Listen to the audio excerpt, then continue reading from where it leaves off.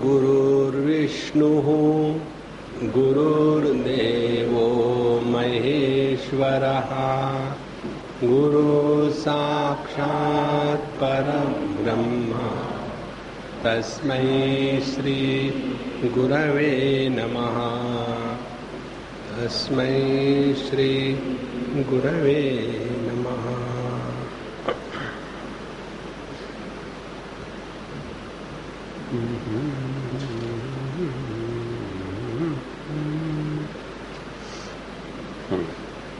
इस 10वें अध्याय में एकादश स्कंध के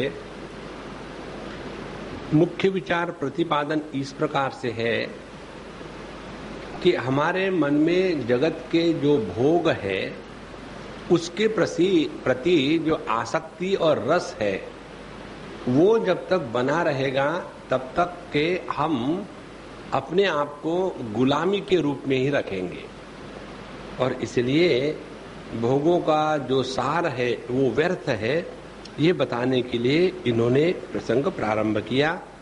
और कल हम आए थे इस 11वें श्लोक तक कि मनुष्य के जीवन में ये संसार जन्म मृत्यु का चक्कर केवल अपने स्वरूप के अज्ञान के कारण ही है और जब तक के हमने अपने आप को परिच्छिन्न माना है तब तक के दुख ही दुख बना रहेगा।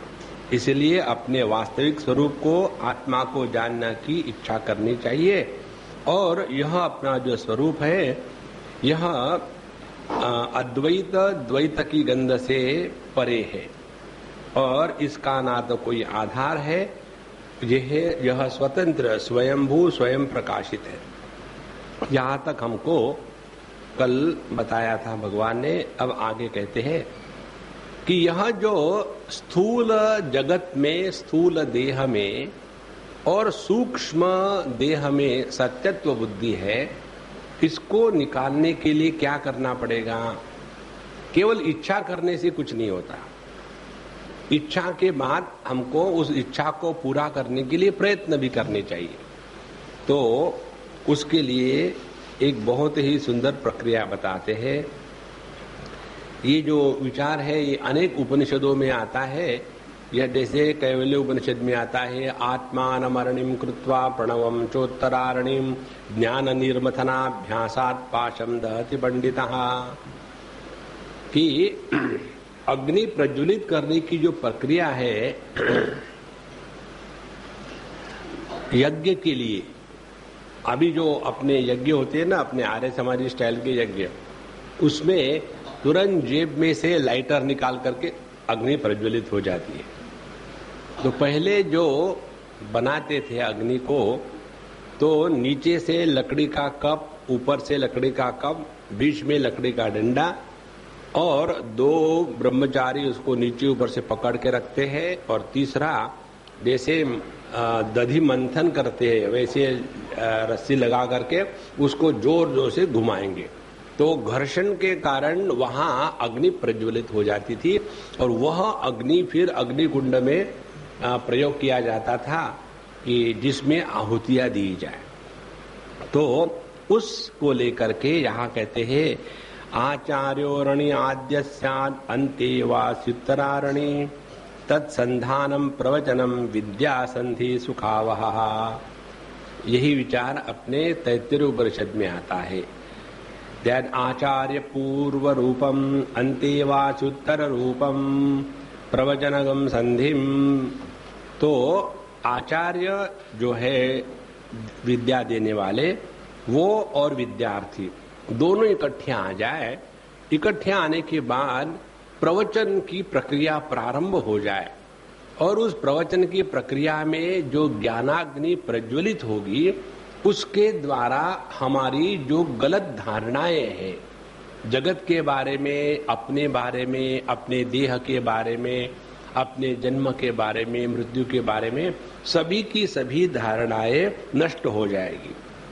देखो, हम सभी के सभी कोई ना कोई एक धारणा को सत्य स्वीकार करके चलते हैं। एक जो धारणा है वो हम सब ने स्वीकार की है, वो ये है कि मैं देह हूं। और इसी एक धारणा को लेकर के हम अपना पूरा जीवन जी रहे हैं। और जब तक कि ये धारणा बनी रहेगी कि मैं देह हूं, हमारी आज की जो स्थिति है सुख दुख की, उसमें कोई भी बदलाव परिवर्तन नहीं आएगा। यदि हमको इससे अपने आप को निपटना है तो अपनी जो धारणाएं हैं उन धारणाओं का त्याग करना पड़ेगा। धारणाएं कहाँ होती है? वो होती है मन में। तो अपने मन में जैसी जैसी धारणा है उनको निवृत्त करने के लिए उसी मन में जब योग्य प्रकार के विचार प्रस्तुत किए जाएंगे तब ये संभव है। तो विद्या की अग्नि के उत्पत्ति के लिए आचार्य शिष्य इकट्ठे आ जाए और तत्व का चिंतन करें, और उसमें जो ज्ञानाग्नि प्रज्वलित होगी वो अत्यंत सुख देने वाली है। और ऐसा जो बुद्धिमान शिष्य है वो अपने वैशारदी साति विशुद्ध बुद्धि धुनोति मायाम गुण संप्रसूताम गुणाश्च संधैर्यम यदात्ममेत स्वयं च शाम्यति असमित यथाग्नि। और ये जो शिष्य है फिर ये तीन गुणों का खेल उसको समझ में आ जाता है। एक बार हमको किसने पूछा था, जयपुर की बात है, बोले स्वामी जी ये तीन गुणों का खेल जो आपने कहा इसका अर्थ हमको समझाइए। हमने कहा आप ताश खेलते हो ना? तो बोले स्वामी जी आपके सामने बोलना मुश्किल है, आपको कैसे पता? हमने बताओ खेलते हो कि नहीं? हाँ खेलता हूँ। तीन पत्ती खेलते हो? हाँ खेलता हूँ। ये मेरे कन्हैया का तीन पत्ती का खेल है, सत्व रजस तमस। ये कभी इसका अंत होने वाला नहीं है। जब तक ये तीनों पत्ती डाल नहीं दे, उठ के नहीं जाओ, तब तक कि ये धंधा ऐसा ही चलता रहेगा।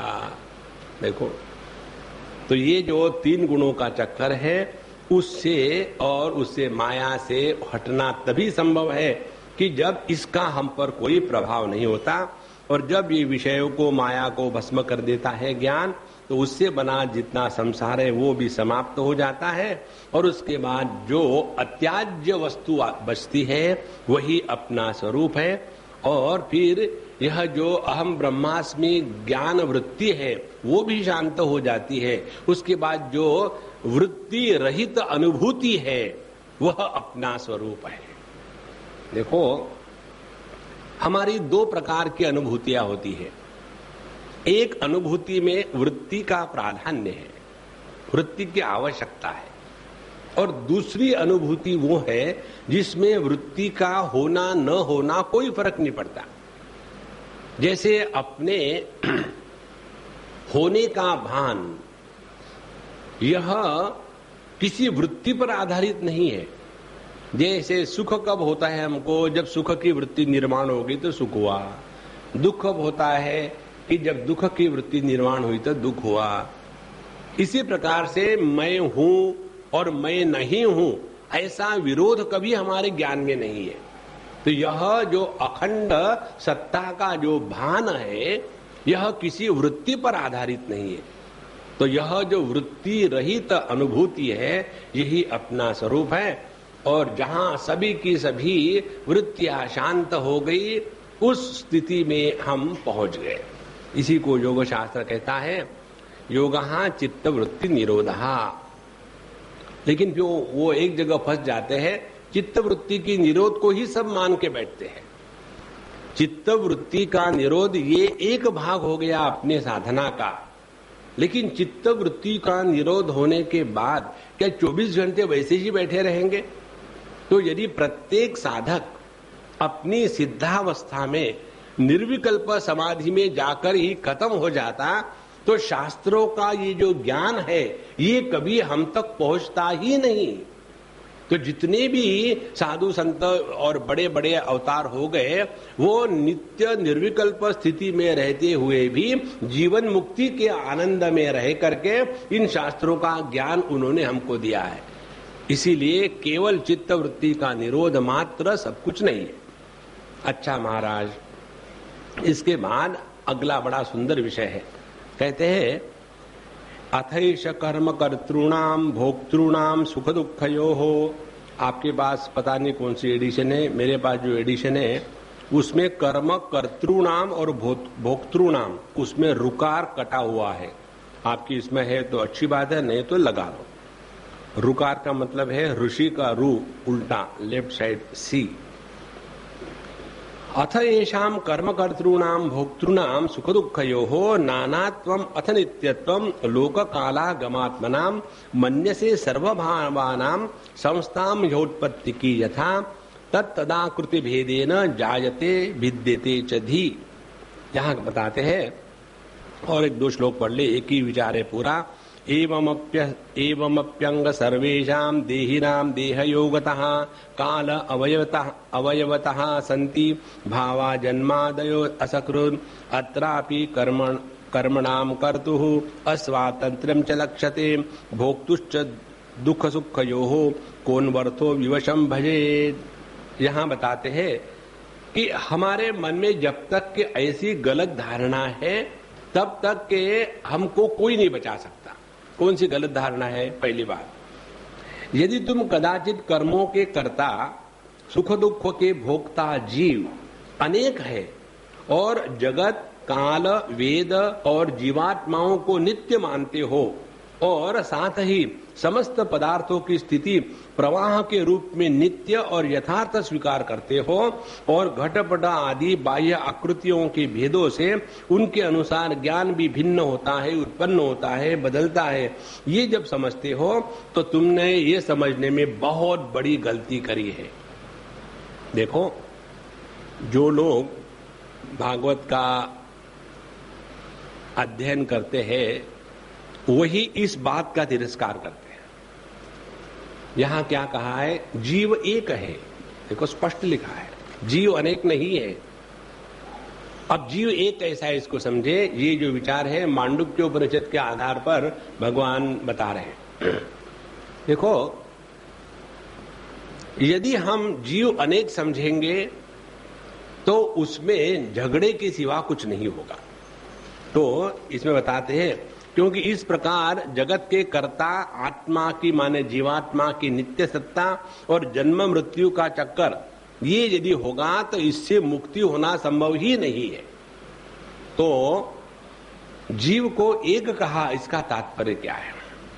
इसको यदि समझ लो तो देखो बड़ी सहजता आ जाएगी आपके जीवन में और साधना में। एक उदाहरण से बताएंगे बिजली के।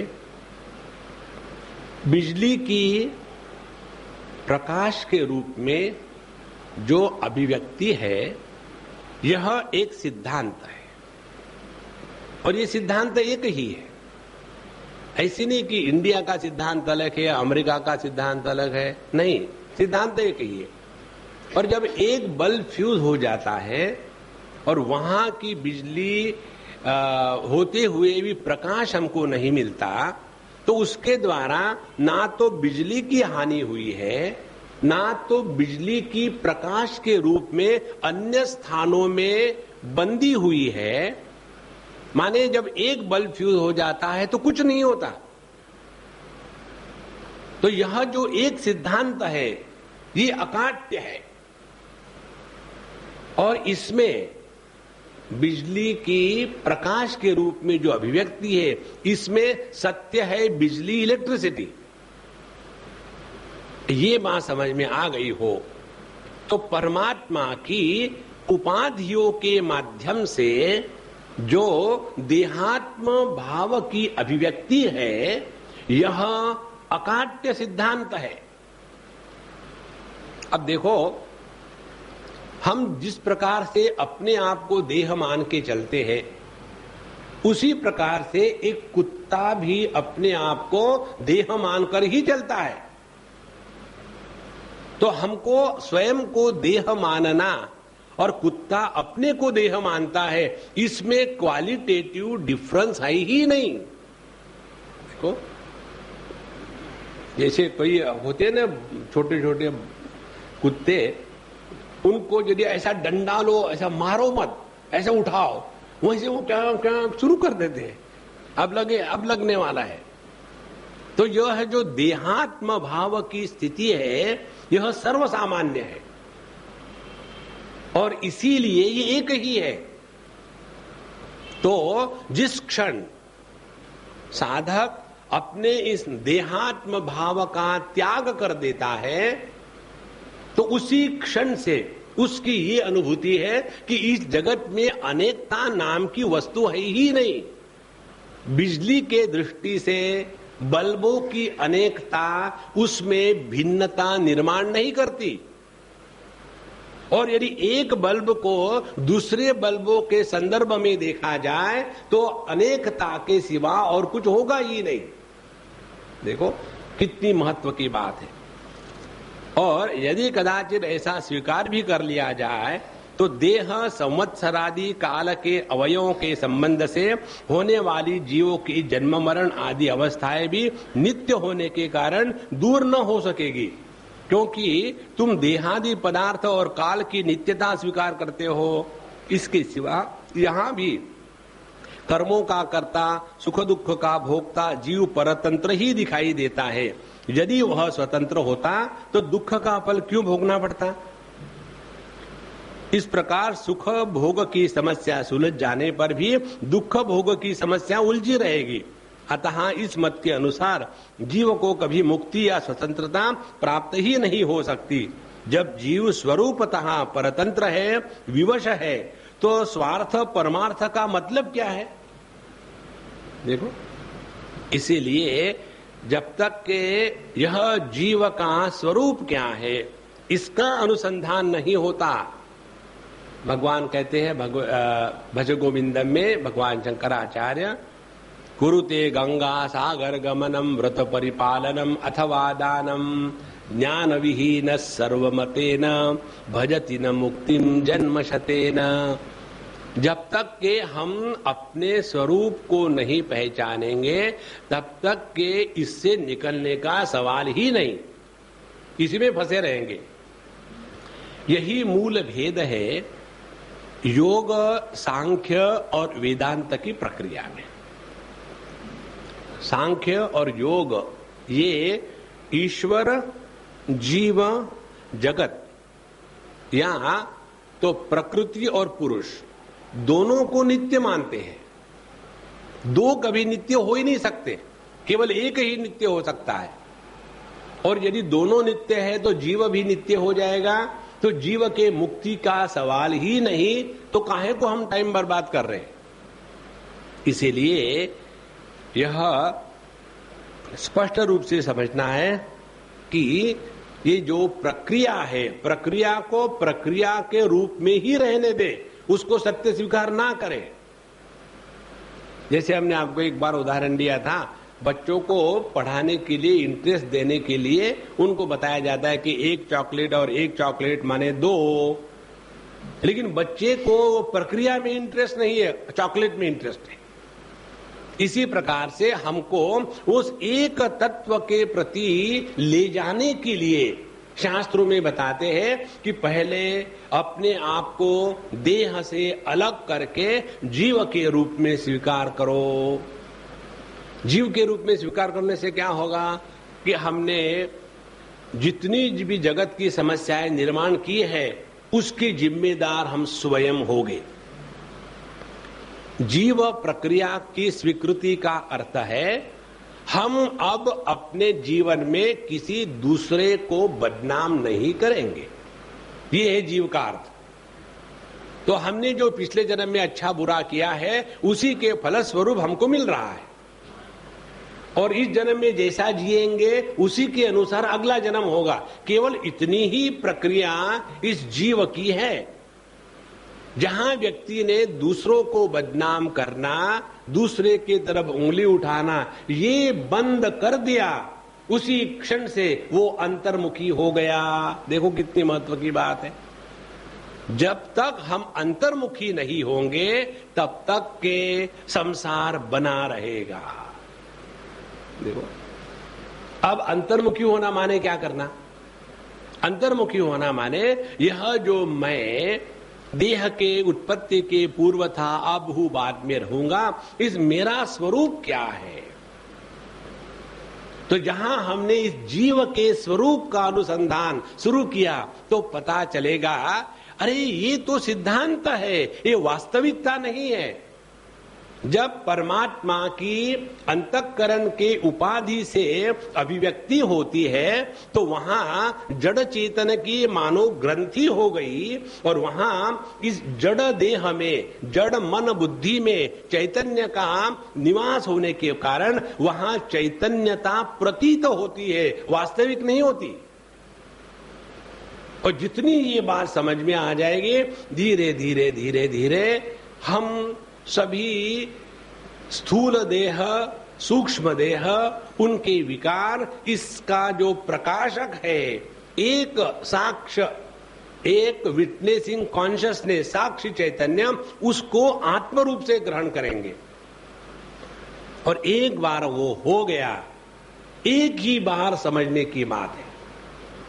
There is no need of repetition.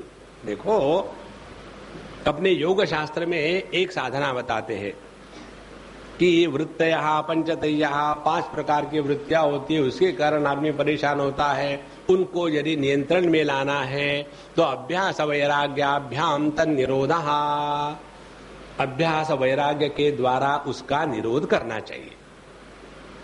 अभ्यास वहां संभव है जहां वृत्तियों का व्यापार है। अपने स्वरूप के पहचान में अभ्यास की आवश्यकता नहीं है। एक बार आपने पहचान लिया तो उस पहचानने के बाद फिर अभ्यास की आवश्यकता नहीं है। जैसे समझो, आपने पुरुष सूक्त का पाठ किया, अब याद तो रहता नहीं, तो फिर हम अभ्यास करेंगे। ओम सहस्रशीर्षा पुरुषा सहस्राक्ष सहस्रपाश भूमिम विश्वतो वृत्वा दशांगुलम। फिर पुस्तक बंद कर लिया, फिर ट्राई किया, ओम सहस्रशीर्षा पुरुषा सहस्राक्ष सहस्राक्ष सहस्राक्ष, आगे जा ही नहीं रहा। अरे भूल गए, फिर हम अभ्यास करेंगे। तो जो वृत्ति ज्ञान है उसमें रिपीटिशन, अभ्यास की आवश्यकता है। जो अपना स्वरूप है उसमें अभ्यास की आवश्यकता नहीं है। यदि आप अभ्यास से छुटकारा पाना चाहते हो, अपने आप को पहचानो। देखो, कोई जरूरत नहीं अभ्यास करने की उसके बाद। अब देखो, हमने कितना अभ्यास किया है, मैं हूं, मैं हूं, हूं या हूं। देखो, ये जो याहू शब्द है ना, हमको बहुत अच्छा लगता है, इसलिए हमारा एड्रेस भी anubavananda@yahoo.com है। या ये जो शब्द है इसको कहते हैं संवित, क्योंकि चित्त या संवित यह स्त्रीलिंगी शब्द है संस्कृत में, और स्त्रीलिंगी जो सर्वनाम है वो है या ये याहा, याम ये याहा, यया याभ्याम या भी ही। इसी प्रकार से ये जो या है ना, माने वह चेतना, हूं, मैं हूं। पूरे महावाक्य का उपदेश है उसमें, ऑर्डिनरी नहीं है। मुझे एक बार किसी ने पूछा था, स्वामी जी आपका ये जो एड्रेस है ना याहू, ये हमको नहीं अच्छा लगता ना, हु केयर्स।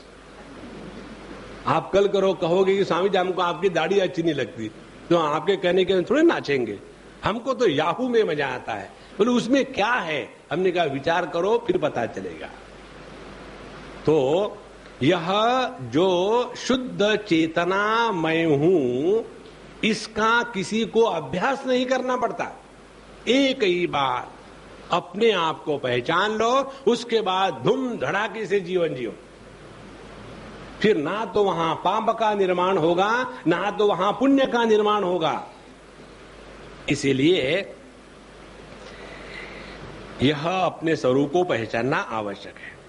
उसके बाद कहते हैं, दूसरे प्रकार के जो लोग हैं ये कैसे इस चक्कर में फंस जाते हैं, आत्म चिंतन से वंचित हो जाते हैं, क्योंकि वो कर्मों को बहुत ज्यादा महत्व देते हैं।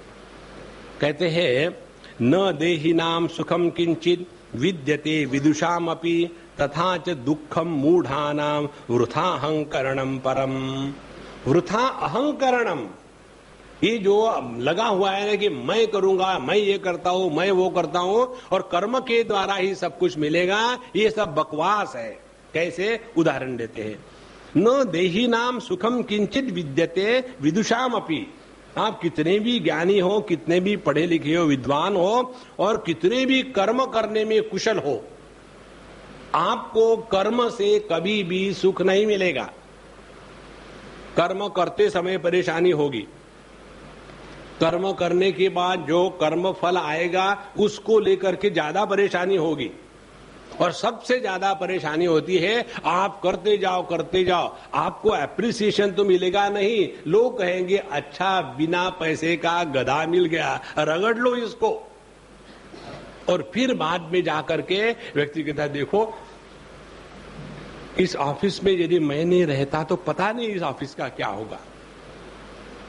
हमको लगता ही हम ही सब कुछ कर रहे हैं। जिस दिन अपने दिमाग से ये करना निकल जाएगा, उसी दिन आपने अपने अहंकार का बोझा कम कर दिया है। अब ये सिद्धांत अपने घर में ले आओ। बच्चों को बड़ा करना है स्वामी जी, बड़ी तपस्या है, साधना है। बड़ा करना है माने क्या? सुबह उठ करके हाथ खींचा, पैर खींचा, और जैसे फुटबॉल में हवा भरते हैं, उठ, हाँ हो गया वो, ठीक है अब चलो। बिना माँ बाप के बच्चे बड़े नहीं होते क्या? हमको ही लगता है कि हम बड़े तूफान करने वाले हैं। देखो ऐसे आपको अनेक उदाहरण मिलेंगे जहां माँ बापों ने बहुत ही प्रयत्न किया बच्चों को अच्छे संस्कार देने के, और उनके बच्चे एकदम सत्यानाश निकलते हैं। और ऐसी ही अनेक स्थान हैं जहां बच्चों के बारे में माँ बाप ने सोचा तक नहीं, सुनो ये अपना ही है क्या? अब घर में बड़े मुश्किल से एक बच्चा हो तो उसको याद रखोगे, अब दर्जन है तो किसको इसको याद रखेंगे? कौन से क्लास में होगा, छठी सातवीं में, पता नहीं, उसको भी मालूम नहीं। तो ऐसे भी बच्चे जो है वो बढ़िया निकलते हैं। इसीलिए प्रत्येक जीव इस जगत में आने के पश्चात अपने अपने साधना के आवश्यकता के अनुसार वैसे वैसे जीवन व्यतीत करता है। लेकिन हमको लगता हम सब कुछ कर रहे हैं। इसीलिए जो व्यक्ति ये सोचते हैं कि हम बहुत बड़े बड़े कर्म करेंगे तो ना उनको सुख मिलेगा, और ये भी पक्की बात है कई जगह जो एकदम बॉर्न इडियट्स होते हैं वो बड़े खुश होते हैं। देखो यहां स्पष्ट लिखा है तथा च दुखम मूढ़ा नाम। तो जो दुख है, मूढ़ है, उनको ना तो कभी दुख छूता है, ना तो कभी सुख की प्राप्ति की परेशानी है, वो अपने में मस्त रहते हैं। तो यह जो कर्म का चक्कर है इसके द्वारा सुख दुख की बात मिलेगी। यह जो घमंड है ये व्यर्थ है। उसके बाद कहते हैं कि जो लोग कहते हैं कि प्राप्ति यदि प्राप्तिम विघातम च जानन्ति सुख दुःखयोः तेप्यद्वान विदुर्योगम मृत्युर्न प्रभवेत् यथा। यदि आप ये कहो कि हमने अच्छे अच्छे कर्म करने के बाद हमको अच्छा अच्छा सुख मिलेगा और बुरे कर्म करने से दुख मिलेगा, इसीलिए अच्छे कर्म करने चाहिए, बताओ जो सुख मृत्यु के डर से कलुषित है वो सुख क्या सुख है? कितनी महत्व की बात बताते हैं। तो जैसे यदि स्वीकार भी कर लिया जाए कि लोग सुख की प्राप्ति दुख का नाश ठीक ठीक उपाय जानते हैं, तो भी मानना पड़ेगा कि ऐसे उपाय का पता नहीं उनको, क्योंकि जिनके सर पर मृत्यु खड़ी हुई है, जिनके मृत्यु पर कोई प्रभाव नहीं होता उनके कर्मों का, तो वो हमेशा इसी डर में है कब जिंदा है कब मरे है। यहाँ उदाहरण बताते हैं कि जब उनके सिर पर मृत्यु नाच रही है तब ऐसी कौन सी भोग सामग्री भोग कामना है जो उन्हें सुखी कर सके? भला जिस मनुष्य को फांसी पर लटकाने के लिए वध स्थान पर ले जा रहा है, क्या उसे फूल चंदन स्त्री आदि पदार्थ संतुष्ट कर सकते हैं? कदापि नहीं। इसीलिए जब तक के हमारे अंतःकरण में मृत्यु का डर बना हुआ है, आप कितना भी कर्म करो, कितने भी सुख की सामग्री इकट्ठा करो, मन में डर वैसा का वैसा ही बना रहेगा। देखो इसीलिए मेरे प्यारे उद्धव, श्रुतम च दृष्टवद दुष्टम स्पर्धा सूयात्ययौ व्ययैः बहुवंतराय कामत्वाद कृषिवच्चापि निष्फलम अंतरायैर्वहि विहतो यदि धर्मस्वनुष्ठितः तेनापि निर्जितम स्थानम यथा गच्छति दशृणु। इसलिए लौकिक सुख के समान ही पारलौकिक सुख भी दोष से युक्त है। वहां भी बराबरी वालों से होड़ चलती है, अधिक सुख भोगने वाले के प्रति असूया होती है, गुणों में दोष निकाले जाते हैं, छोटों से घृणा होती है, प्रतिदिन पुण्य क्षीण हो रहा है और वहीं से निकलने का अभी प्रोग्राम बन रहा है और एक दिन वो पुण्य सब नष्ट हो गए, वहां की कामना तो पूर्ण हुई नहीं और वहां से हमको हटा दिया गया। भगवद गीता कहती है क्षीणे पुण्य मर्त्यलोकम विशंति। इसीलिए कर्म के द्वारा आप अपने मन से ये बात निकाल डालो कि कर्म के द्वारा हमको जीवन में सुख प्राप्ति हो सकती है, तो फिर कर्म करना छोड़ दे, कर्म करना मत छोड़ो। कर्म का प्रयोजन सुख की प्राप्ति नहीं है, कर्म का प्रयोजन है योगिनः कर्म कुर्वन्ति संगम त्यक्त्वा आत्मशुद्ध है। अंतःकरण के शुद्धि के लिए कर्म की आवश्यकता है। देखो, जब हम कपड़ों को धोते हैं तो कपड़ों को धोने का तात्पर्य कपड़ों को परेशान करना नहीं है। नहीं तो उसको मशीन में डाला, गरम गरम पानी आ रहा, ऊपर से देख रहे, देख देख तेरे को परेशान कर रहा हूं, देख घूम घूम, नहीं। उसको वहां डालने का तात्पर्य है कि उसको फिर प्रयोग में लाया जाए। इसी प्रकार से कर्म करते करते करते करते अपने अंतःकरण को इतना शुद्ध और पवित्र बना देना है कि यह शुद्ध पवित्र अंतःकरण परमात्मा के उपलब्धि का साधन है, उसमें उसको लगाने के लिए कर्म करने हैं। कर्म के द्वारा जगत की भोग की उपलब्धि है, यह सिद्धांत 100% गलत है। इसीलिए भगवान भगवद गीता में भी कहते हैं यामिमां पुष्पितां वाचम प्रवदन्ति अविपश्चितः भोग रता कामात्मानः स्वर्गपरा। जो भोग प्रधान है, जिन काम ही जिनकी आत्मा है, ऐसे लोग हमेशा इस कर्म के बारे में बड़ी बड़ी सुंदर बातें कहते हैं कि यदि तुम ऐसा कर्म करोगे तो स्वर्ग में जाओगे, स्वर्ग में जाओगे तो वहां जो मिस त्रिलोकी है, इंडिया में तो मिस यूनिवर्स मिलेगी अपने आगे, जहां मिस त्रिलोकी है वो आपको आकर के चाय पानी पिलाएगी, चाय पानी नहीं और कुछ पिलाएगी, हमको क्या। तो ये जो लालच है कर्मों में बांधने की, ये पुष्पिताम वाचम है। पुष्पिताम वाचन माने वंध्या शब्द, इससे निकलता कुछ नहीं है। इसीलिए स्वर्ग में जाने के बाद भी वही बात है। और कहते हैं अनेक प्रकार के यज्ञ इत्यादि करने के बाद व्यक्ति स्वर्ग में जाता है और स्वर्ग में जाने के बाद देवताओं के जो भोग है उसी प्रकार के भोग उसको मिलते हैं। कैसे?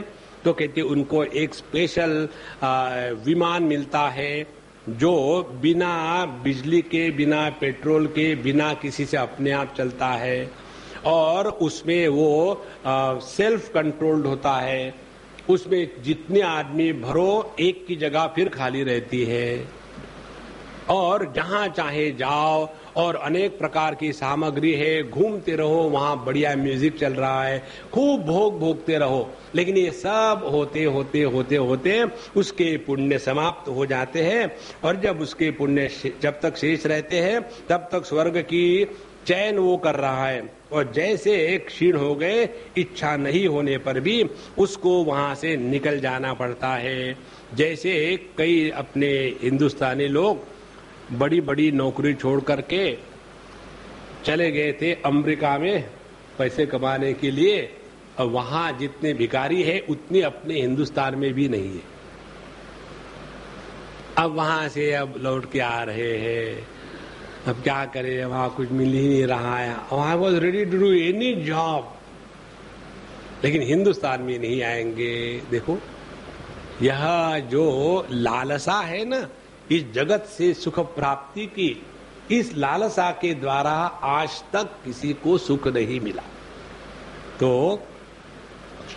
और ऐसा व्यक्ति जब भोग में लग जाता है, भोगी व्यक्ति हमेशा दुस्संग में फंस जाता है। क्योंकि जब व्यक्ति भोग का शिकार हो गया, फिर उसके दिमाग में अच्छा क्या है, बुरा क्या है, सत्संग क्या है, दुस्संग क्या है, इसका विवेक नहीं रहता। दुस्संग किसको कहते हैं? जो ऊपर से अच्छा लगने पर भी हमको अपने स्वरूप से दूर ले जाता है, उसी को दुस्संग कहते हैं। और नारद भगवान कहते हैं दुस्संगः सर्वथैव त्याज्यः, जीवन में दुस्संग का हमेशा त्याग करना चाहिए। और ऐसा व्यक्ति गलत इसमें लग जाता है तो कैसे? फिर वो ये वाम मार्ग में फंस जाता है। अनेक प्रकार की बलि करना, अनेक प्रकार के घोर निंदित कृत्य करना, ये जो तमोगुण प्रधान साधना है ना, ये तमोगुण प्रधान साधना हर एक व्यक्ति के बस की नहीं है। जिसमें बलि होता है वो 5 मकार की साधना उसको कहते हैं। उसमें मांस और मैथुन और मद मदिरा, ये सब बात इकट्ठी आती है और उसके द्वारा जो साधना की जाती है उसकी यहाँ निंदा करते हैं कि ऐसा जो व्यक्ति है वो अवश्य ही नरक में जाता है और अज्ञान में भटकते रहता है। जितने भी सकाम कर्म है, कर्माणि दुःखोदर्काणि कुर्वन् देहेन तै पुनः देहमा भजते तत्र किं सुखम् अर्थधर्मिणः लोकानां लोकपालानां मद्भयं कल्पजीविनां ब्रह्मणोऽपि भयं मत्तः द्विपरार्धपरायुषः। तो ऐसे जो व्यक्ति सकाम और बहिर्मुख करने वाले कर्मों में फंसा है, उसका फल केवल दुख ही है। तो कहने का तात्पर्य क्या है? जो कर्म आपको अपने आप से दूर ले जाते हैं वो दुख का कारण है। कारण क्या? कारण यह है कि आनंद स्वरूप आप हो, और यदि कर्मों के द्वारा अपने आप से दूर चले जाओगे, आनंद से दूर होना, उसी को दुख कहते हैं। इसीलिए समझो आप ध्यान के लिए बैठे हो, ध्यान के लिए बैठने के बाद सर दर्द हो रहा है और बड़ी विचित्र विचित्र परिस्थिति हो रही है, तो आप उसको छोड़ दो, कोई जरूरत नहीं करने की। किसी भी कारण से दुख को स्वीकार नहीं करना, यही सबसे बड़ी साधना है। Refuse to be miserable. जिस दिन आपने दुख का तिरस्कार किया, उसी दिन आपने मन से उठ करके चैतन्य के क्षेत्र में प्रवेश किया है, क्योंकि चेतना में ही दुख का अभाव है। और ये यदि नहीं हुआ तो क्या होगा? किसी ने आपको अच्छा कहा तो फुदकने लग गए, किसी ने बुरा कहा तो दुखी होने लग गए। माने ये जो सुखी दुखी होना है, ये केवल मन के स्तर पर ही संभव है। जहां हम अपने चैतन्य स्वरूप में आके बैठे तो उसमें ना तो किसी की निंदा हम पर प्रभाव डालती है, ना तो किसी ने की हुई तारीफ हमको आकाश में उड़ाती है। तो यह ऐसी स्थिति में व्यक्ति हमेशा जन्म मरण सुख दुख के चक्कर में पड़ा है। और जितने भी बड़े बड़े लोकपाल है, ब्रह्मा जी है, वे भी मुझसे भयभीत रहते हैं, क्योंकि सत्व रजस्तम इन 3 गुण इंद्रियों को उनके कर्मों में प्रेरित करते हैं और इंद्रिया कर्म करती है। जीव अज्ञानवश सत्व रजस्तमस इन गुणों को, इंद्रियों को अपना स्वरूप मान बैठा है और उन्हीं के किए हुए कर्म का फल सुख दुख भोगने लगता है। देखो भगवद गीता में बताते 3 अध्याय में, तत्ववित्तु महाबाहो गुण कर्म विभागयो हो गुणा गुणेषु वर्तन्ते इति मत्वा न सज्जते। जो गुण और कर्म इनके तत्व का जानकार है, वो जानता है कि सत्व गुण माने इंद्रिय, उसके बाद तमोगुण माने इंद्रियों के विषय, रजोगुण माने इन दोनों का संबंध प्रस्थापित होना। तो जितने भी भोग है ये केवल गुणों की स्थिति में है, उसको हमको लेना ना देना। ये जिसने समझ लिया है वही प्रकृति के 3 गुणों से ऊपर उठ करके प्रकृति में रहते हुए भी प्रकृति के द्वारा प्रभावित नहीं होता। पद्म पत्र मिवाम्बसा, जैसे कमल दल पानी में होते हुए भी पानी के ही द्वारा जीता है, लेकिन पानी के द्वारा प्रभावित स्पर्शित नहीं होता। इसी प्रकार से यह जो साधक है, इसने जब अपने स्वरूप को पहचान लिया तो ये प्रकृति उसकी विकृति हमको कुछ नहीं करेगी। तो जब तक के गुणों की विषमता है, माने शरीर में मैं और मेरेपन का अभिमान है, तभी तक आत्मा के एकत्व की अनुभूति नहीं होती, वह अनेक जान पड़ता। और जब तक आत्मा की अनेकता है, तब तक उन्हें काल कर्म किसी के भी अधीन रहना ही पड़ेगा। आत्मा की अनेकता का तात्पर्य क्या हो गया? मैं इस देह में हूं तो मेरा मैं इतना ही है, आप उस देह में है तो आपका मैं उतना ही है। तो यहां हम 100 लोग हैं तो 100 मैं हो गए, और 100 मैं हो गए तो क्या होगा? मैं देवनार है ना। तो देवनार में जाने के बाद बस आप जाके देखो, कभी बड़ा आनंद आता है। मैं हो रहा है, हम सभी के सभी देवनार में इकट्ठे हो गए।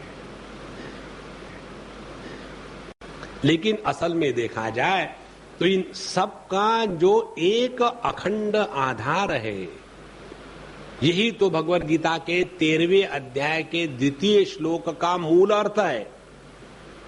भगवान जब वहां कहते हैं कि इदम शरीरम कौन्तेय क्षेत्रमित्य विधीयते एतद् यो वेत्ति तं प्राहुः क्षेत्रज्ञ इति तद्विदः क्षेत्रज्ञं चापि माम विद्धि सर्वक्षेत्रेषु भारत।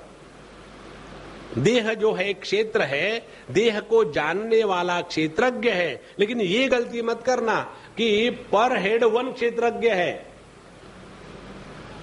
सब में एक ही क्षेत्रज्ञ है। वो जो एक सब में है वह असलियत है। जैसे बिजली कहेगी इन सभी बल्बों में मैं एक हूं, लेकिन फिर ये कैसा है? कोई 0 पावर का है, कोई 50 का है, कोई 70 का है, कोई 90 का है। ये कैसा है? ये उपाधि के भेद से है, बिजली का भेद नहीं है। इसलिए यहां जो मैं और मेरेपन का अभिमान देह के साथ जब तक है, तब तक के आपकी साधना 0। ध्यान से सुनना जरा। अपने देहात्म भाव के अभिमान को निवृत्त करने के लिए ही सब साधनाएं होती है। कैसी? एक एक हम आपको साधना की प्रक्रिया और उसका स्वरूप समझाएंगे। पहले कर्मयोग।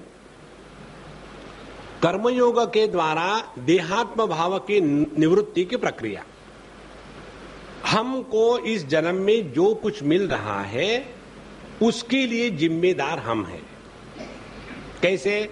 पिछले जन्म में हमने उत्पात किया था। एक हमारे मित्र है कीर्तनकार, उनका नाम उत्पात है।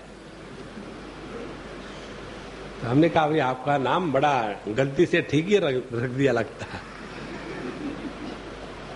तो पिछले जन्म में जो हमने उत्पात किए थे उसी के कारण इस जन्म में हमको सुख दुख मिल रहे हैं, और इस जन्म में जो कुछ करेंगे इसका फल भुगतने के लिए अगला जन्म लेना पड़ेगा। इस सिद्धांत को ठीक से समझो तो उसका अर्थ ये निकलेगा कि हम इस देह से भिन्न हैं। देखो, यदि हम इस देह से भिन्न हैं, ये इस कर्म के सिद्धांत का अर्थ हमने अपने जीवन में समझ लिया, तो ये कर्म का सिद्धांत पढ़ने का मतलब है। और यदि इससे ऐसा अर्थ निकाल लिया क्या कि देखो इसीलिए पिछले जन्म के भोगत के कारण यहां, इसलिए इस जन्म में बड़ा धर्म करेंगे। भैया, धर्म अधर्म एक ही कॉइन के 2 साइड है। जो आज धर्म है वो कल अधर्म बन जाता है, जो कल अधर्म है वो आज धर्म बन जाता है। जैसे ब्रह्मचारी के लिए भोग करना, स्त्री संभोग करना, ये अधर्म है। गृहस्थ के लिए नहीं करना अधर्म है। तो कौन सा धर्म है, कौन सा अधर्म है? इसीलिए ये धर्म अधर्म पाप पुण्य इसका चक्कर चलाने के लिए कर्म का सिद्धांत नहीं है। कर्म के सिद्धांत का मूल तात्पर्य है इसको समझो कि देह के व्यतिरिक्त हम है। यदि देह के व्यतिरिक्त है तो देहात्म भाव से रहना ये मूर्खता है। फिर हमको देह के माध्यम से रहना है, देह के रूप में नहीं रहना। देखो, इसीलिए कर्म सिद्धांत का ये स्वरूप है। अब आ गया योग सिद्धांत। योगाभ्यास में भी यही बताते हैं कि हमको अपने पर पूर्ण नियंत्रण लाना है। तो हमने पहले अपने जगत के साथ व्यवहार पर नियंत्रण लाया। यम, युक्ति, यम, युज, ये जो धातु है वो नियंत्रण के रूप में प्रयोग किए जाते हैं। तो हमने पहले अपने पर नियंत्रण लाया जगत के साथ व्यवहार करने में। उसके बाद हमने नियंत्रण लाया अपने साथ व्यवहार करने में। फिर हमने अपने देह पर नियंत्रण लाया। फिर हमने अपने प्राणों पर नियंत्रण लाया। फिर हमने अपने इंद्रियों पर नियंत्रण लाया। फिर हमने अपने मन पर नियंत्रण लाया। तो जो नियंत्रण लाने वाला होता है वो नियंत्रित वस्तु से अलग होता है ना। देखो, तो योग का सिद्धांत भी इसी का प्रतिपादन करने के लिए है कि जिसको हम मैं करके बैठे हैं वह मैं इस उपाधियों से व्यतिरिक्त है। तो कर्म बताता है, कर्म का सिद्धांत, कि ये अनेक प्रकार के कर्म जो देह के माध्यम से हो रहे हैं उससे मैं व्यतिरिक्त हूं। योग बताता है कि ये जितनी भी उपाधियां हैं जिनमें मैं फंसा हूं इनका नियंत्रण करने वाला इनसे मैं भिन्न हूं। यदि ये नहीं होगा तो क्या होगा? हमारे स्वामी अखंडानंद जी महाराज लिखते एक जगह, क्या होगा? योग एक नुमाइश होगी। अब देखो योग की कितनी नुमाइश चलती है। सभी के सभी स्टेज पर आ जाएंगे, ऑडियंस बैठी रहेगी और फिर ताड़ासन, उष्ट्रासन, मच्छासन और भुजंगासन और धनुरासन, धनुर्वातासन। अब ये कोई नुमाइश करने की बात है? देखो कितनी महत्व की बात है। जो साधना होती है ना वो नुमाइश की वस्तु नहीं है। अपनी साधना इतनी सूक्ष्मता से चलनी है कि किसी को सस्पिशन भी ना होवे कि आप साधना कर रहे हो। नहीं तो चारों तरफ के आडंबर इकट्ठे कर लिए हैं और आप चारों तरफ disturb not, meditation in progress, take detour, diversion. देखो महाराज, इसीलिए योग का मार्ग भी इसी चीज में पहुंचाता है कि हम देह से भिन्न है, उसको पहचानो। अब तीसरा आता है भक्ति का मार्ग। भक्ति के मार्ग में हम अपने आप को परमात्मा के प्रति इतना समर्पित कर देते हैं कि मैं रहता ही नहीं। जब मैं ही नहीं रहा तो मैं देह हूं, मैं प्राण हूं, मैं मन हूं, मैं बुद्धि हूं, ये सभी के सभी मैं के प्रकृति के साथ जो विकृत विकार है वो अपने आप खत्म हो जाएंगे। और उसके बाद आती है बात ज्ञान की। और ज्ञान में तो स्पष्ट बताते हैं कि यह जो औपाधिक मय है उसी में विकार है। जो शुद्ध मय है उसमें किसी प्रकार के विकार संभव ही नहीं, यहां तक के कि उसको मय भी कहना पाप है। देखो, तो चारों मार्ग ले लो आप, कर्म का ले लो, योग का ले लो, भक्ति का ले लो, ज्ञान का ले लो। इन चारों का एकमात्र प्रयोजन है और वो प्रयोजन ये है अपने देहात्म भाव से अपने आप को छुड़ाना। नहीं तो आप कितने भी घंटे बजाते जाओ, कितना भी चंदन घिसते जाओ, जैसे वो चंदन की लकड़ी घिसते घिसते खत्म होगी और चंदन रियलाइज हो जाएगा। महाराज, इसीलिए ध्यान का जब अभ्यास करते हो ना तो इसमें ये ध्यान रखना है एक ही बात का कि दो पार्ट है ध्यान के, एक प्रकृति का नियंत्रण और दूसरा चैतन्य की पहचान। प्रकृति के नियंत्रण में जहां हमने अपने स्थूल देह, अपने प्राण और मन, इनका नियंत्रण किया। इनके नियंत्रण का अर्थ क्या है? इनके नियंत्रण का अर्थ यह है कि मन ने देह का आकार त्याग दिया है। इस समय हमारे मन ने अपने देह का आकार धारण किया है और इसीलिए वो जो मन है आकार के बंधन में आकर ही विचार करता है। जैसे समझो आपने एक छोटे कटोरी में पानी डाल दिया और पानी डालने के बाद उसमें से एक छोटा सा समझो पत्थर डाल दिया, तो उसका जो अंदर में जो विकार होगे पानी में, वो उस आकार के अनुसार ही होगे। और यदि समुंदर है, उस समुंदर में आपने एक पत्थर डाल दिया तो कोई मतलब नहीं होता उसका, समुंदर पत्थर को खा जाएगा। इसी प्रकार से जब तक हमारा मन एक देह में फंसा हुआ है, उसमें थोड़ा भी कुछ गड़बड़ी हुई तो उसका प्रभाव मैं पर होता है, क्योंकि वो मन उस देह के आकार में फंसा है। और जहां हमने योग्य प्रकार की साधना के द्वारा अपने मन का, देह का जो आकार है वो संपूर्ण रूप से तिरस्कृत कर दिया है, उसी समय हम सर्वात्म भाव को प्राप्त हो जाते हैं। सार्वत्म्य भाव के मन को ईश्वर कहते हैं। जो बुद्ध धर्म और जैन धर्म, इसमें ईश्वर को स्वीकार नहीं करते। इसका कारण यह है कि वो कहते हैं, उनका कहना 100% सत्य है, वो ये कहते हैं ईश्वर नाम की कोई वस्तु कहीं नहीं है। जो अंतर्यामी रूप से इस संपूर्ण सृष्टि का संचालन कर रहा है वह ईश्वर है। तो उस ईश्वर को ढूंढने के लिए यहां से वहां से वहां मत भटको, उसी अंतर्यामी ईश्वर को अपने में जागृत करो। देखो, जो इस सूर्य चंद्र के गति को नियंत्रित कर रहा है वो ईश्वर है। जो सभी प्रकृति के जितने नियम है उनको नियंत्रित कर रहा है वो ईश्वर है। वही ईश्वर हम में, हमारे देह का, हमारे मन का, हमारे इंद्रिय का, इनका जो नियंत्रण कर रहा है वही तो ईश्वर है। वो इतना अपने पास होते हुए भी बाहर कहां भटक रहे हो महाराज? देखो, इसीलिए जितनी साधना है इसका यही है। जब तक के गुणों की विषमता है, माने शरीर आदि में मैं मेरेपन का अभिमान है, तभी तक आत्मा के एकत्व की अनुभूति नहीं होती। तब तक के अलग अलग ये भाव रहेगा। और जब तक के भेद दृष्टि है तब तक के आपको शांति नहीं मिलेगी, तब तक आप शुद्ध प्रेम नहीं कर सकते। भेद में किया हुआ प्रेम भोग होता है, अभेद में किया हुआ भोग भक्ति होती है।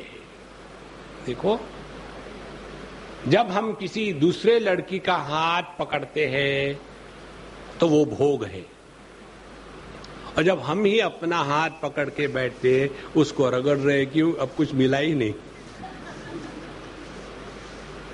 देखो कितनी सुंदर बात है। तो जिस भोग में द्वैत का लेश मात्र भी भाव उपलब्ध है वह योग कभी हो ही नहीं सकता। इसलिए जितना हम इसको समझे कि ये दूसरेपन की भावना कब तक रहेगी, जब तक कि मैंने इस देह को मैं के रूप में स्वीकार किया है। हमको एक बार किसी के घर रहना पड़ा। हमारे एक मित्र ने कहा कि स्वामी जी, हमने रहने की व्यवस्था आपकी उनके यहाँ करी है, आप वहां रहें। ठीक है, कहीं भी रखो, पेड़ पर मत रखना सर। वहां हम रहे और 4-6 दिन के बाद वो फिर हमको मिलने को आए।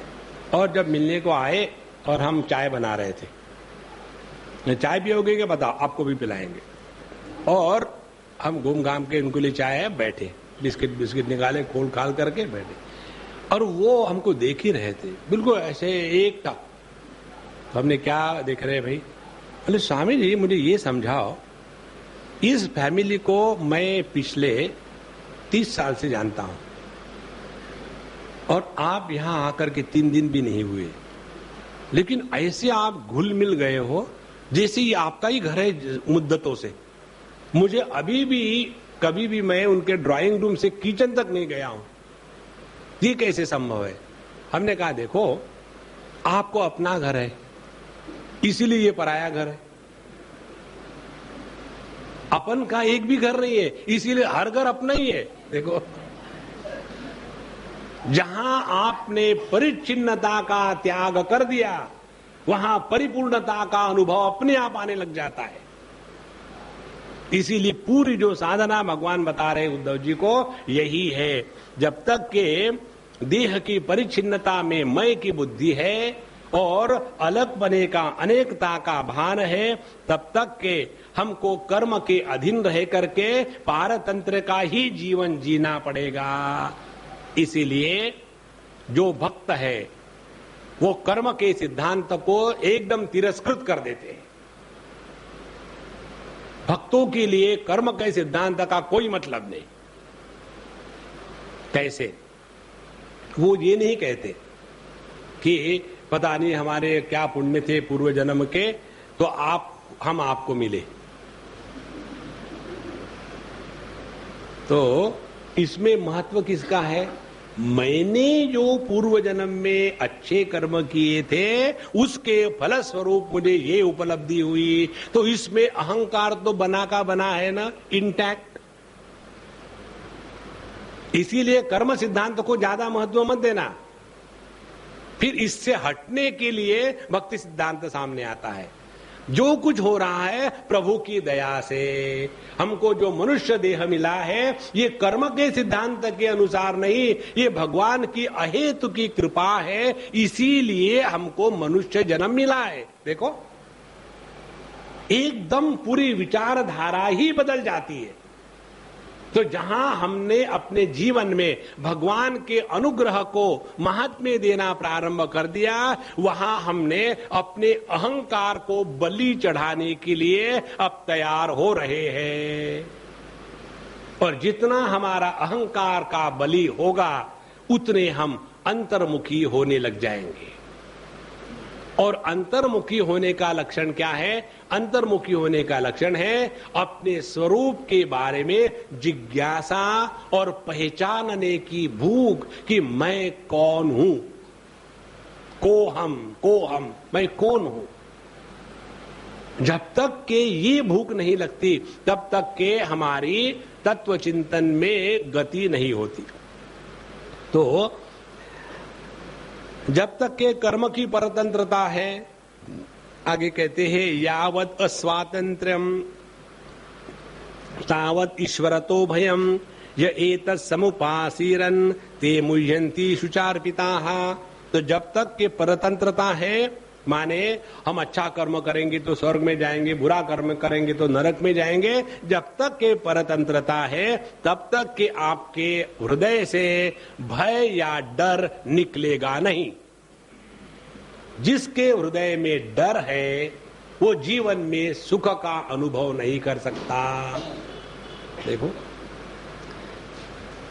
समझो किसी व्यक्ति को डॉक्टर ने बताया कि देखो भाई, जरा संभाल के चलना, आपका हार्ट जरा नाजुक हो रहा है, कुछ भी हो सकता है, संभाल के लेना। एक बार उसके हाथ दिमाग में डर घुस गया, उसके बाद वो व्यक्ति एकदम इतना धीरे, क्या हो रहा? नहीं, डॉक्टर साहब ने बताया है जरा।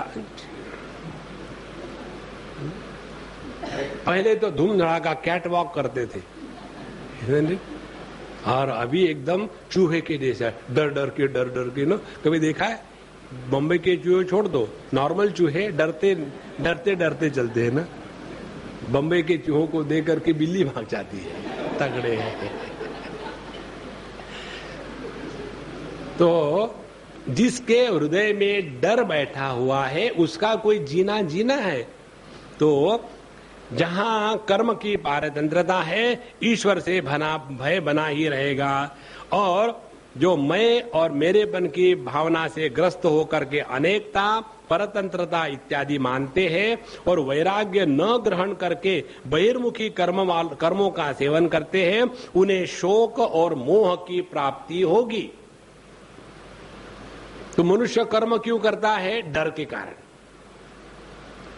एक बार एक कोई आदमी किसी ऑफिसर को मिलने गया और उसके सेक्रेटरी ने बताया कि है नहीं, वो साहब है नहीं, बाद में आना। तो जाकर के वहां बैठा। बोले आप क्यों नहीं जा रहे? बोले मुझे कुछ काम है ही नहीं, मैं केवल इसी के लिए आया हूं, जब साहब आ जाएंगे तब मिलूंगा। और बैठा। अब वो साहब ने अपने सेक्रेटरी को फोन किया, उसको हटाओ यहां से। बोले वो जाता नहीं, मैं क्या करूं? अब ये अंदर लॉक हो गया, देखो।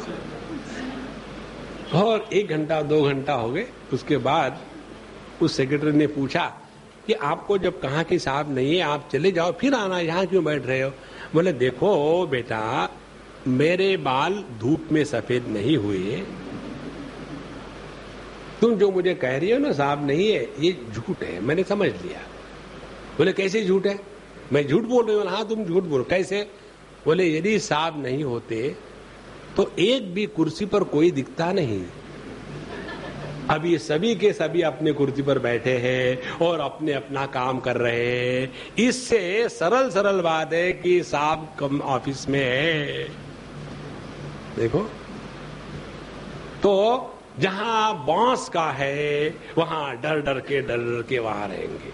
ये संपूर्ण जगत जो है ना, वो भय के ही द्वारा चल रहा है। भीषास्माद वातपवते भीषोदेति सूर्यः भीषास्माद अग्निश्चेन्द्रश्च मृत्युर्धावति पंचमइति। ये जो डरा डरी का खेला, एक दूसरे से डरता है, दूसरा दूसरे से डरता है। एक बार हम पुणे में थे और हमको वहां लेक्चर के लिए रिक्शा में जाना पड़ता था, ऑटो रिक्शा में। और वहां के रिक्शा वाले ने हमको बताया, बहुत बढ़िया चलाता था। तो मैंने बोले तुम्हारे रिक्शा चलाने की स्टाइल क्या है? बोले स्वामी जी इसको कहते हैं डिस्को स्टाइल। तो हमने कहा फिर डिस्को स्टाइल में डिस्कोर्स करने को हम जा रहे हैं। और ऐसा घुमा फिरा के चलता था। और वहां का नियम क्या है? वहां का नियम है परस्परम दाबयंतः मार्गम आक्रमत। तो जो पैदल चलने वाले हैं उनको साइकिल वाले दबाते हैं, जो मोटरसाइकिल वाले हैं वो बाइसिकल वाले को दबाते हैं, जो 3 व्हीलर वाले हैं वो 2 व्हीलर वालों को दबाते हैं, जो कार है वो 3 व्हीलर वाले को दबाती है, और जब पीएमटी की बस आती है तो कार को दबाती है। इस प्रकार से परस्परम दाबयंता, डर डर के चल रहे हैं। जब तक के हृदय में डर है भैया, जीवन में आनंद नहीं आता। इसीलिए ये व्यक्ति फिर कुछ ना कुछ डर से निकलने के लिए काम में फंसा रहता है। यहां दूसरी महत्व की बात, व्यक्ति जब अपने आप को इतना बिजी रखता है तो उसका कारण मालूम है क्या है? उसका कारण ये है, वो व्यक्ति अपने आप से डरता है। ये साधना करके देखो, बिना कुछ किए एकदम फ्रेश हो, कुछ नहीं करना है, केवल बैठ के देखो, फिर देखो कैसी परेशानी शुरू होती है। खुसर ऐसा करते कपड़े धो लेते। अरे मारो गोली कपड़े को, कपड़े धो लेते। चुप बैठो ना, नहीं फिर वो कौन करेगा? देखो, क्योंकि हम अपने आप से डर रहे हैं। किससे डरते हैं? जहां अकेले शांत होके बैठे वहां मन में शुरू हो जाएंगे फव्वारे, और उसके बाद वल्क्यानो आना शुरू हो जाएगा। हम अपने से जितने डरते हैं उतने भगवान से भी नहीं डरते। इसलिए जो व्यक्ति डर डर के रहता है वो अपने आप को बड़ा बिजी रखता है, तो कर्म की पारतंत्रता में चला जाएगा और शोक मोह के सिवा उसको कुछ नहीं मिलेगा। और उद्धव, काल आत्मा गमो लोकः स्वभावो धर्म एवच इति मां बहुधा प्राहु गुण व्यतिकरे सति। असल में काल कहो, आत्मा कहो, जीव कहो, वेद कहो, लोक, स्वभाव, धर्म, ये सभी के सभी मेरा ही स्वरूप है, लेकिन लोग मुझे पहचानते नहीं, इसीलिए इनको भिन्न भिन्न मान करके उसी में दुखी रहते हैं। यहां तक भगवान ने मूल रूप से क्या क्या बताया, इसका एक बार सारांश देख ले। भगवान ने एक सबसे महत्व की बात बताई, जगत के भोग में जो हम रस लेकर के फंसे हुए हैं, ये केवल अज्ञान के कारण है। असली रस तो अपने में है। एक बार इसको स्पष्टता से अपने हृदय में अनुभूत कर लो। समझो आपको बड़ी भूख लगी है और आप कहीं गए और खाना खाते समय आपका अपमान कर दिया, आप भी आ गए, अच्छा बैठ लो। समझ क्या रखा है? हम 10 होटल चलाते हैं, तुम्हारे यहां खाने के लिए थोड़ी आए हैं। बस पूरा जो खाने का रस था वो वहां के वहां हो गया, और आपका रस यदि निकल गया तो जगत में रस नहीं आता। और यदि शबरी की जैसी खिलाने वाली हो या विदुर के पत्नी की जैसी खिलाने वाली हो, और वो यदि दे रही है आपको, तो आपको जो आनंद आएगा वो बाहर की वस्तु का नहीं है, वो अपना रस आपको प्राप्त हो रहा है, क्योंकि हमारा स्वरूप रसो वही सहा। इसीलिए वेदांत का अध्ययन करने के बाद जो लोग सूखे सूखे हो जाते हैं, ना सूखा करता हूं ना गिल्ला करता हूं जो सूखे सूखे हो जाते हैं ना, उन्होंने वेदांत को समझा ही नहीं। वेदांत का परिणाम जीवन में रस की निष्पत्ति है, और जिसके जीवन में रस निर्माण होता है वो स्वयं प्रसन्न रहता है, मस्त रहता है, और किसी को भी दुखी नहीं करता। देखो, दूसरे को दुखी वही करता है जो स्वयं दुखी होता है। इसीलिए इस रस को अपने जीवन में पहचानो, ये बताने के लिए इसका प्रयोजन हुआ। दूसरी बात, हम अपने आप को गलत समझ बैठने के कारण देह से आत्मबुद्धि हो गई, और देहात्म भाव से जब तक रहेंगे तब तक के दुख की निवृत्ति नहीं होगी, चाहे आप कितने भी कर्म कर लो। उसके बाद उन्होंने बात बताई, ये जो कर्म लेकर के लोग बड़े डींग हांकते हैं कि मैंने ये किया, मैंने वो किया, मैं ऐसे करूंगा वैसे करूंगा, असल में वो अपने आप से डर रहे हैं और भाग रहे हैं। एक व्यक्ति हमसे मिली और पूछा, स्वामी जी आप मुझे कुछ उपदेश करिए। हमने कहा देखो मैं तुमको उपदेश करूंगा, लेकिन तुमको अच्छा नहीं लगेगा ये भी बता देता हूं। ने क्या? हमने कहा तुम जो अपने आप को इतना बिजी रखते हो ना, असल में तुम अपने आप से दूर भागने का प्रयत्न कर रहे हो। Don't run away from yourself. Where will you go? Wherever you go there you are. अपने आप को भगाओ मत अपने आप से। तो बोले स्वामी जी हम तो सोच रहे थे कि हम साधना कर रहे हैं। हमने कहा साधना कर रहे, दूसरे को बेवकूफ बनाओ, तो अपने आप को ज्यादा बेवकूफ बना रहे हो। कर्म कर्म कर्म, it is enough. You can not be all the time in KG1। You have to graduate from that. और कर्म से ग्रेजुएट होना माने क्या? यद यद कर्म करोमि तत्तद अखिलम शंभो तवाराधना। अपने कर्म के द्वारा स्वकर्मणा तम अभ्यर्च सिद्धिम विन्दति मानवः। योगिनः कर्म कुर्वन्ति संगम त्यक्त्वा आत्मशुद्धये। ये कर्म का प्रयोजन है, ना कि कर्म के द्वारा अनेक कर्म फल प्राप्त करके भोग की उपलब्धि करानी है। तो कर्म का ये बताने के पश्चात फिर मूल सिद्धांत की बात बताई कि भोग चाहे आपको इस दुनिया के मिले या स्वर्ग के मिले, सब जगह में वही कंपटीशन, वही फ्रस्ट्रेशन।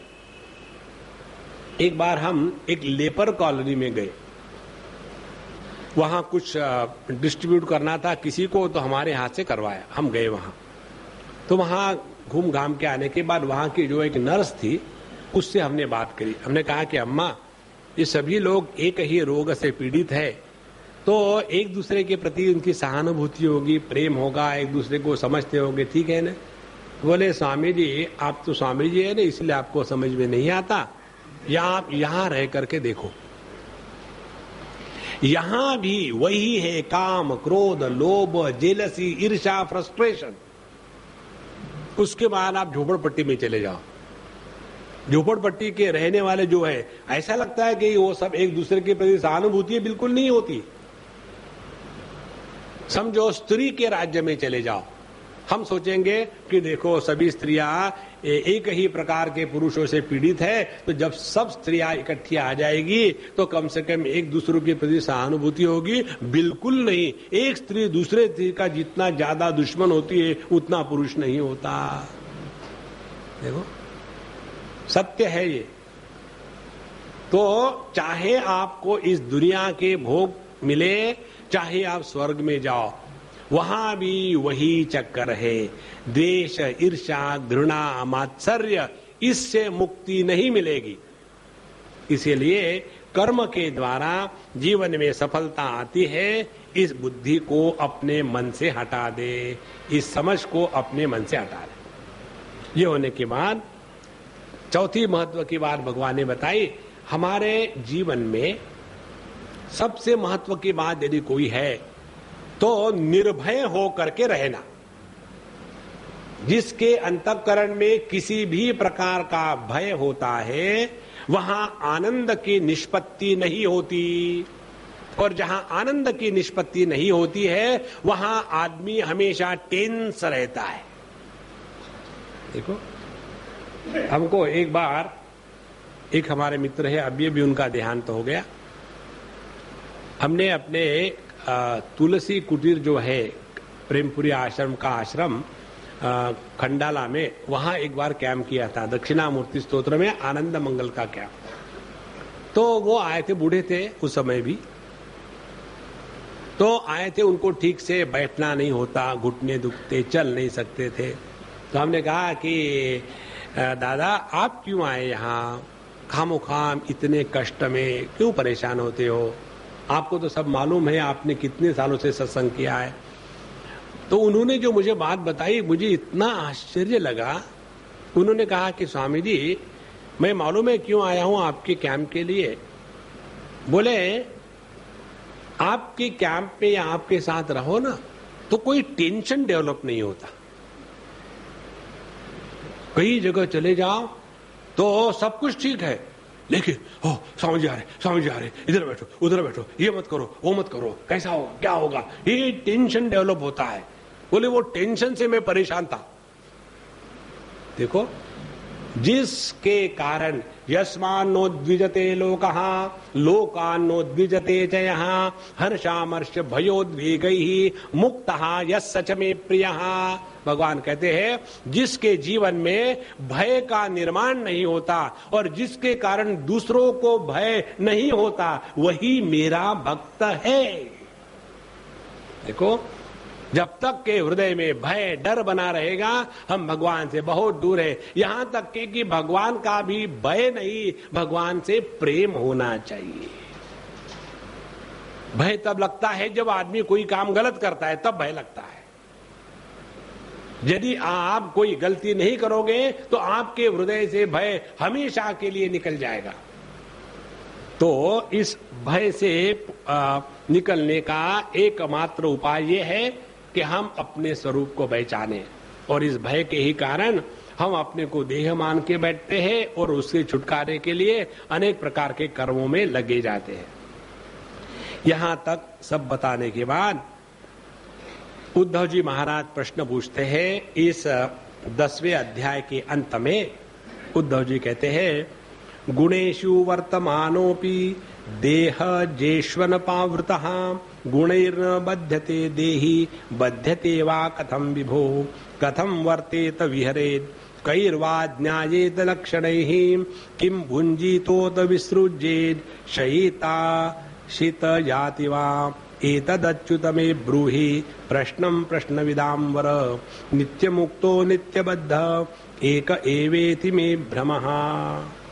ये 3 प्रश्नों में 3 श्लोकों में उन्होंने प्रश्न पूछा कि हे भगवान, यह जीव देह आदि के रूप गुणों में ही रहता है।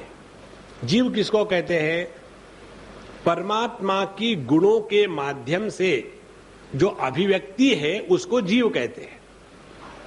प्रकाश किसको कहते हैं? बिजली की बल्ब के माध्यम से जो अभिव्यक्ति है उसको प्रकाश कहते हैं। बिजली में प्रकाश नहीं है, बल्ब में प्रकाश नहीं है। जब इन दोनों का संयम होता है, संगम होता है, तब उसमें प्रकाश की निष्पत्ति होती है। इसी प्रकार से केवल प्रकृति में जीव भाव नहीं है, केवल परमात्मा में जीव भाव नहीं है। पुरुष और प्रकृति इन दोनों के मिलाप से जो एक फिनोमिना तैयार होता है, जैसे लोहे में जो मैग्नेटिक पावर है, इट इज ए फिनोमिना।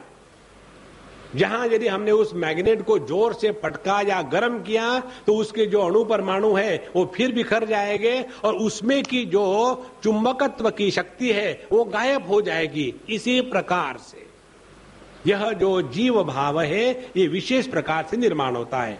तो यह जीव देह आदि रूप गुणों में ही रहा रहता है, फिर भी देह से होने वाले कर्मों या सुख दुख आदि रूप फलों में क्यों नहीं बनता।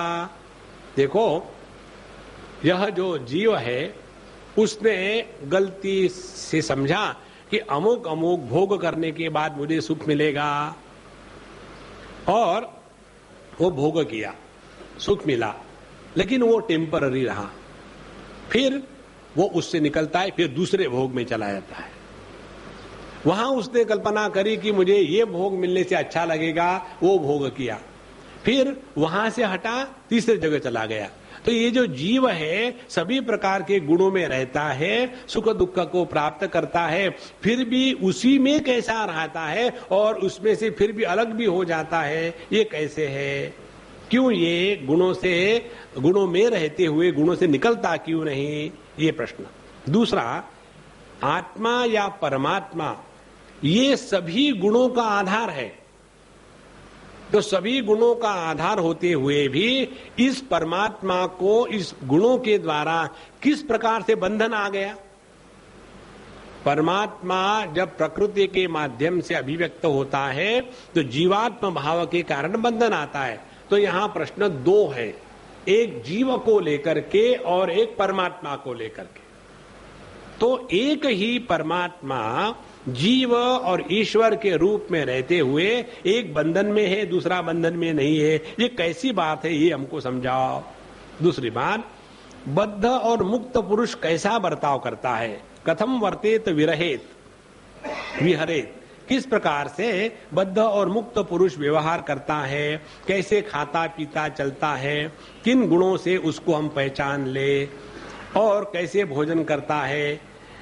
किम भुंजीत अतः विसृजेत, विसृजेत का तात्पर्य यहाँ भाषांतरण में लिखा है कैसा मल त्याग इत्यादि करता है। ठीक, देखो, विसृज का अर्थ जो है 8वें अध्याय में भगवान श्री कृष्ण बताते हैं। अर्जुन ने 7वें अध्याय के अंत में प्रश्न पूछा था, किम कर्म किम, ये कर्म क्या है और ये अध्यात्म क्या है, ब्रह्म क्या है, इसके बारे में हमको बताओ। क्योंकि 7वें अध्याय के अंत में भगवान ने बताया था कि जो मुझे इस 7 प्रकार से पहचानता है वही मुझे पूर्ण पहचानता है। तो ये जो 7 टेक्निकल शब्द भगवान ने उपयोग में लाए थे उसको लेकर के अर्जुन प्रश्न पूछता है, कर्म किसको कहते हैं? तो वहां भगवान कहते हैं विसर्ग कर्म, जीव भावोद्भवम विसर्गः कर्म। तो विसर्ग माने क्या? इस जगत में जो प्रवृत्ति है उसको कहते हैं विसर्ग। तो यहां जो लिखा है कि मुंजीत माने वो इस जगत में भोग किस भावना से करता है, उसके भोग करने की कैसी प्रक्रिया है। क्योंकि अज्ञानी व्यक्ति भी खाना खाता है और ज्ञानी व्यक्ति भी खाना खाता है। अज्ञानी व्यक्ति भी सोता है या सोता ही है, और ज्ञानी व्यक्ति भी सोता है, लेकिन सोता है क्या? अज्ञानी व्यक्ति भी घूमने को जाता है और ज्ञानी व्यक्ति भी घूमने को जाता है। तो ये ज्ञानी के लक्षण क्या है, माने उसका व्यवहार किस प्रकार से है? ऐसा ही प्रश्न हमारे अर्जुन सिंह ने पूछा था 2य अध्याय में भगवान श्री कृष्ण। स्थित प्रज्ञस्य का भाषा समाधिस्तस्य केशव, स्थितधि किम प्रभाषेत किमासीत व्रजेत किम। यह जो स्थितधि पुरुष है, माने जिसकी बुद्धि कभी डावाडोल नहीं होती, ऐसा जो व्यक्ति है उसके लिए ध्यान का क्या मतलब है? क्या वो भी घंटे घंटे ध्यान लगाता है? किमासीत, वो बैठते कैसा है, सुखासन में बैठता है कि पद्मासन में बैठता है कि ताड़ासन में बैठता है, कैसे बैठता है। किमासीत व्रजेत, किम, वो कैसे चलता है, सीधा चलता है कि टेढ़ा चलता है कि रिवर्स गियर में चलता है, कैसे चलता है, और किस प्रकार से बोलता है। तो ये जो शब्द का प्रयोग है ना, कैसे बैठता, खाता पीता, इसका केवल वही अर्थ नहीं है। बोलना माने प्रतिक्रिया। तो जो इस जगत में हमारे पास आ रहा है, बिना हमारे जगत के पास गए, तो जब हमारे पास कोई जगत की चीजें आ जाती है तो उसके प्रति हम कैसी क्रिया अभिव्यक्त करते हैं, ये हमको बताओ। और किमासीत, बैठता कैसा है, बैठता कैसा है माने उसकी यह जो निष्ठा है वो किसी भी प्रकार से डावाडोल नहीं होता। इसके निष्ठा की बैठक क्या है, वो कहां टिका हुआ है कि किसी भी कारण से उसके बुद्धि में भ्रम इत्यादि निर्माण नहीं होते, वो हमको बताओ। इसीलिए केवल व्याकरण और भाषा के अभ्यास से शास्त्र का अध्ययन नहीं होता। तो यहां भी जब बोला है कि मुक्त पुरुष कैसे बर्ताव करता है, कैसे विहार करता है, किन लक्षणों से पहचाना जाता है, कैसे भोजन करता है, भोजन चम्मच से करता है कि दाहिने हाथ से कि बाएं हाथ से, भोजन करते समय मुंह चबाता है क्या पटक चटक पट। एक बार मुझे एक छोटी सी लड़की आई और कहती, स्वामी जी आपको एक बात बताऊं? ने बताओ। फिर उसने किसी का नाम बताया। फिर स्वामी जी वो है ना, उसके रिश्तेदार थे दादाजी या गुरुजी, बोले वो है ना स्वामी जी, आप उनको समझाओ ना। मैं क्या समझाऊं? बोले देखो आप खाना खा रहे हैं, खाना खा रहे, आप खाना खाते समय ऐसी आवाज नहीं करते। हमारे जो दादाजी खाना खाते हैं ना, पटक चक पटक टक चाप चाप। आप उनको बताओ, he should stop that nonsense. तो कैसा खाता है इसका मतलब ये नहीं है। तो कैसे खाता है का मतलब है कि वो किस भावना से जगत के साथ भोग में लगा है। देखो, तो कैसा मल त्याग करता है, कैसा मल त्याग, इसका भी अर्थ है। एक महात्मा हमने देखे, उनका नियम था कि वो केवल जंगल में ही जाएंगे। डिस्पोजेबल टॉयलेट, आप लोगों ने डिस्पोजेबल टिश्यू देखे होंगे, उनका डिस्पोजेबल टॉयलेट, यद गत्वा न निवर्तन्ते। एक बार वहां से चले गए कि फिर वहां नहीं रिपीट करते। तो ये बड़े विचित्र विचित्र नियम होते हैं, और उनका ये नियम था। अब जैसे जिसके नियम अपने को क्या फर्क पड़ता। उनका नियम ये था, तो जब जाएंगे वो टॉयलेट के लिए तो उनके साथ कोई व्यक्ति जाएगा और देखेगा कि अगल बगल में कोई नहीं है, और वो अकेले वहां जाएंगे। जाने के बाद थोड़ा गड्ढा करेंगे जमीन में, तो जब भी जाना है उनको तो हाथ में वो ले जाते थे ऐसा खोदने के लिए। जा करके वहां सब विसर्जन कर दिया, उसके बाद उसके ऊपर मिट्टी ढक करके और फिर जैसे कुछ हुआ ही नहीं वापस चले। ये इसका अर्थ नहीं है। तो किस प्रकार से विसृजेत का तात्पर्य किस प्रकार से जगत में कर्म में लगा रहता है, कैसे सोता है, कैसे बैठता है, कैसे चलता है, खर्राटे मारता है कि नहीं मारता, सीधा बैठता है कि हिलते रहता है, चलता है तो कैसे चलता है, मिलिट्री की चाल कि हंस की चाल। और हे भगवान, एतद अच्युत में ब्रूहि प्रश्नम प्रश्नविदाम्बर, सभी प्रश्न के उत्तर देने वालों में जो श्रेष्ठ है, ऐसे आपसे मैं हे अच्युत भगवान प्रश्न करता हूं, क्योंकि आत्मा अनादि गुणों से संसर्ग से नित्य बद्ध मालूम पड़ता है और असंग होने के कारण नित्य मुक्त भी है। नित्य मुक्त नित्य बद्ध, एक ही आत्मा एक ही समय में बद्ध भी है जीव के रूप में और मुक्त है परमात्मा के रूप में। तो ये कैसे संभव है कि एक ही आत्मा बद्ध भी है और मुक्त भी है? इसलिए मुझे भ्रम हो गया है। तो मुझे बताइए इसके बारे में। तो इसको लेकर के एकादश अध्याय प्रारंभ होगा और उसमें बद्ध, मुक्त और भक्त जनों के जो लक्षण हैं उसके बारे में बताया जाएगा। उसको हम कल देखेंगे। ओम पूर्णमदः पूर्णमिदं पूर्णात् पूर्णमुदच्यते पूर्णस्य पूर्णमादाय पूर्णमेवावशिष्यते। ओम शांति शांति शांति।